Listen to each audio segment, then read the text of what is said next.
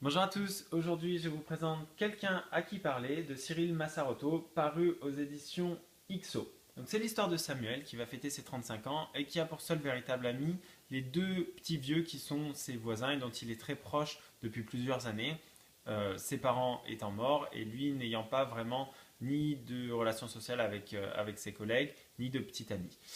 Et en fait, il est un petit peu morose ce soir-là parce qu'il le fait tout seul.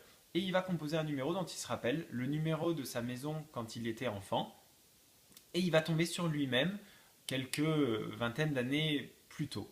Et ils vont échanger. Et en fait, l'un et l'autre vont se motiver puisque le petit garçon qui était Samuel s'apprête à vivre des événements très très difficiles dont évidemment le vieux Samuel a connaissance. Et le petit Samuel va dynamiser le vieux pour le pousser à accomplir dans la vie ce que tous deux souhaitaient alors qu'ils étaient enfants. Donc Samuel va essayer d'être un petit peu plus ouvert sur le fait de ses amis, sur le fait de se faire des amis, de se trouver quelqu'un avec qui partager sa vie et d'écrire. Voilà. Donc l'auteur, je commence à connaître un petit peu ses ouvrages, c'est souvent très original et effectivement là c'est le cas aussi.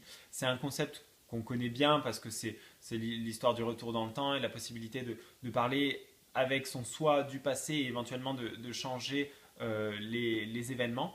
Mais ça reste quelque chose de très agréable à suivre. Il y a une ambiance qui nous fait vraiment replonger, à mon sens, dans les années 90, quand justement j'étais enfant. Donc j'ai beaucoup aimé ce sentiment qui transparaît.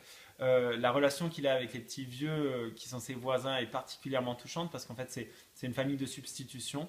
Et la relation amoureuse qui se crée tout au long du roman est chouette, mais finalement elle passe à mon sens au second plan parce que ben, tout le reste, sa relation avec Samuel du passé et celle avec les deux petits vieux, elles sont encore plus touchantes, j'ai trouvé. Donc c'est quelque chose qui est bien écrit. La narration de l'auteur, j'ai toujours un petit peu de mal au début parce qu'il parle à la première personne et son protagoniste principal a souvent les mêmes qualités, les mêmes défauts, donc on a l'impression que c'est l'auteur qui parle de lui, même si je le connais pas du tout, évidemment.